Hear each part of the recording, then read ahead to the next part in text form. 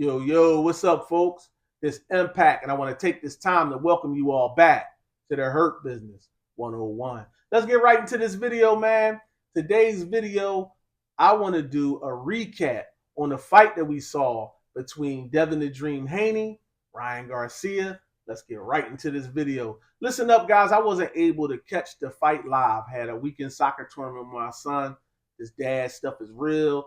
It took over my whole weekend. So I was unable to do it, and I had to wait until I could see the full fight to give you a recap because I didn't want to base it off of highlights. Let's go. Listen, first of all, round of applause to those fighters, man. Ryan Garcia and Devin Haney, thank you. It's moments like that that boxing needs if we're going to get this thing back rolling again and try to gain more and more steam and put the sport on the right track. I appreciate you guys. Listen up, from round one, I saw the probing of jabs coming from Ryan Garcia.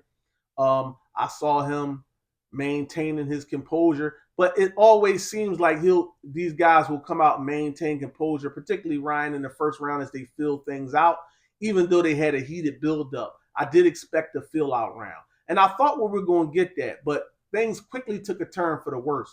Ryan Garcia was probing with his jab, and I'm pretty sure he downloaded the fact that Devin Haney was moving his right hand slightly out of position, and Ryan Garcia is an accurate enough puncher to put his punches in tight windows.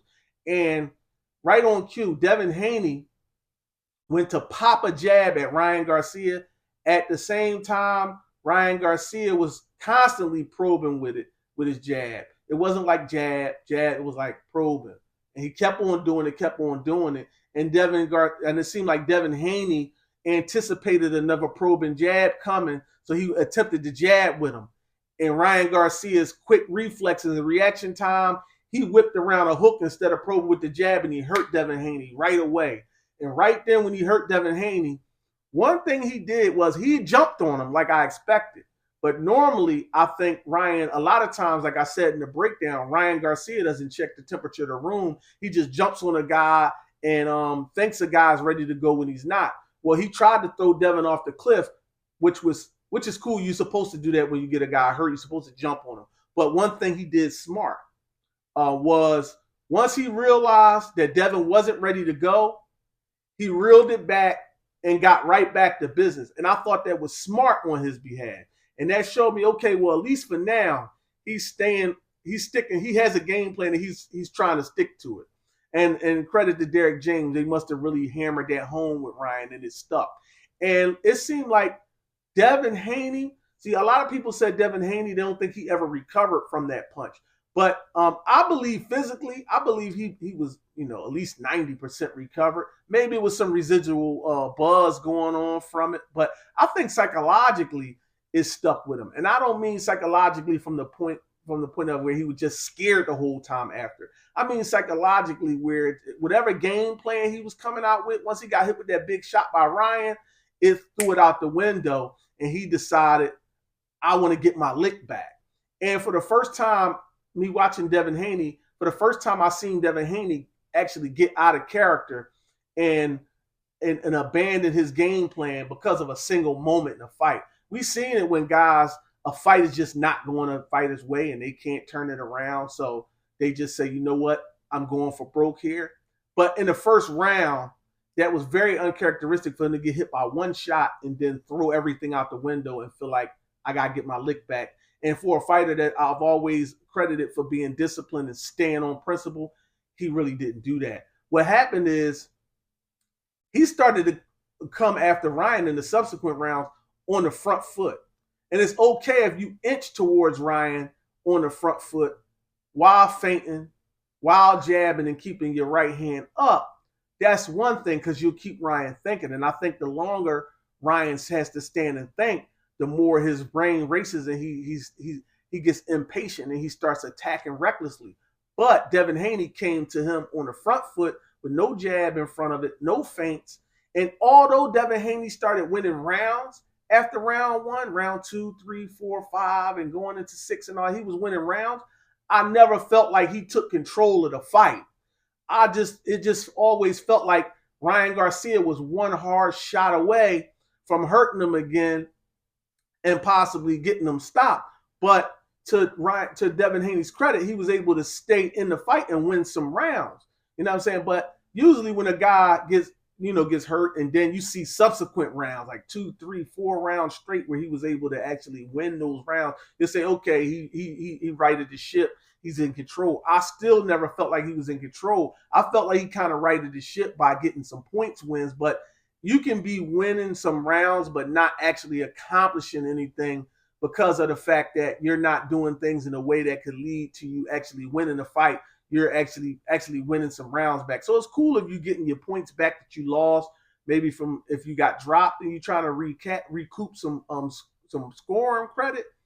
But his game plan wasn't right. And now he was the one becoming off principle and going after Ryan in a way where you can't beat Ryan like that.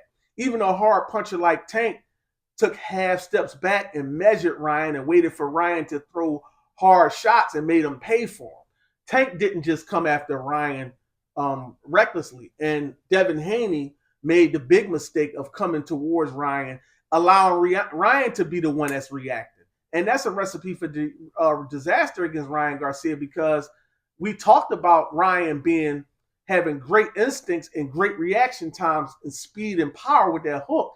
And you played right into his hands, because right on cue, when we went into the 7th round, now before that, Ryan Garcia did get hit with a big right hand from Devin, where Devin feinted and came over the top and hit him with a big right hand.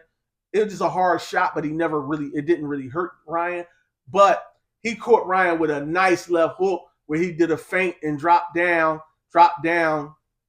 to his left and came up with a left hook. And he caught Ryan, and he buzzed Ryan, because I seen Ryan's knees buckle some. But I was looking for Ryan's reaction because I thought Ryan might unhinge. But he reeled back and slammed his gloves together like, let's go. And that gave me goosebumps, because I love those type moments. And I said, you know what? Ryan Garcia is focused tonight. Because right at that moment, he could have became reckless, and he didn't. What happened was, when we go to round 7, we talked about in the keys, Ryan Garcia needed to disguise that hook. And just like he probed with the jab in the first round and was able to hurt Ryan, this time he threw a jab to one side of Ryan's face. Then he threw the jab to the other side. He threw the jab to Ryan's right side of Devin's face and kind of distracted him. And he hooked off that jab and caught Ryan and hurt him and dropped him. And he hooked off the jab. He disguised it. He didn't get hook happy. He was putting that hook behind other things. And the speed and the variation, it took Devin by surprise, and he hurt Devin with that shot. And when he hit Devin with that shot really hurt Devin. The first shot, buzzed Devin, and Devin was able to get it right back together. That shot in the 7th round, that shot was brutal. It had Devin crawling around trying to get his brands back. And I thought right then he might have got up and got himself stopped. But to his credit, he was able to get up and gather himself again. And then he was actually able to get back into the fight again in the 8th and 9th round. And then the 10th round comes. Once again, we talk about the variation, putting that hook behind things. Devin Haney went into an exchange with Ryan Garcia. That's a no-no. He was supposed to wait for Ryan to throw his shots. What he do instead? He throws a left. He tries to throw a hook while Ryan Garcia is throwing his right hand, and then he tried to throw his right hand, and Devin Haney threw a left hook, and that left hook jacked his neck. It like twisted him, and that one hurt him bad. And I'm thinking at that point, this is it. You know what I'm saying? He is hurt. This is it. So once again, 2 times he hurt him. He put that hook. He hooked off of jabs. That time he hurt him. He hooked off of a right hand that he landed during the exchange, and Devin didn't see it, and he hurt Devin again. And then we go into the 11th round, and this is the very first time that Ryan Garcia actually got off principle and actually was chasing Devin towards the ropes, throwing rights and lefts at Devin. But by this time, Devin was already hurt, so I don't really blame him for it. And he didn't pay for it. And just as Devin's back hit the turnbuckle, Ryan Garcia threw another left hook that dropped Devin again. But to Devin's credit, Devin got back up again in the 11th, and he was actually able to finish the fight on, in round 12. Ryan Garcia came out and just pretty much taunted him. And, even though he had hurt him, he didn't try to go out there and force and try to earn himself a knockout at that point, because he just saw, like, let me just get out of here with, I hurt him enough. I did enough damage. I won this fight. And let me just go ahead and skate out of here with my victory tonight. Listen, very solid game plan by Ryan Garcia. And guess what? I'm going to talk about everybody's reactions, but if you picked against him, you missed a prediction, fine. No need to keep coming up with videos to make excuses and all of this stuff. We missed predictions. We can break them down. These guys got to get in there and fight. And I am going to say, this is one of those fights where it felt so weird to me, because Devin is a guy who I always credited for his poise and never letting a moment get to him and always stand on principle. And when I did my breakdown, if you didn't see the breakdown, go back and watch it. Everything I thought Devin should do, he did none of it. Everything that I thought Ryan should do, but I didn't believe Ryan was going to do any of it, he did all of it. And so the breakdown and the keys were on point, but you had the guy that I thought would follow it, didn't follow it at all. And the guy who I thought wouldn't follow it and was levels below the other guy when it came to poise and everything else, he followed it to the T. Not that I coached him, but this was based on my experience. I believe that everything I believed he should do, he did it and stuck to it. And guess what, Ryan Garcia?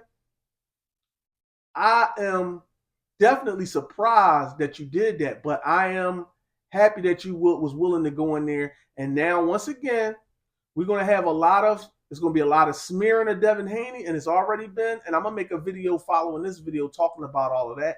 And there's going to be a lot of people talking bad about Devin Haney, and there's going to be a lot of people saying things about Ryan Garcia. But what we need to focus on is we need to congratulate these guys and be happy that these guys was willing to go in there and put it all on the line for the fans and give us what we wanted to see.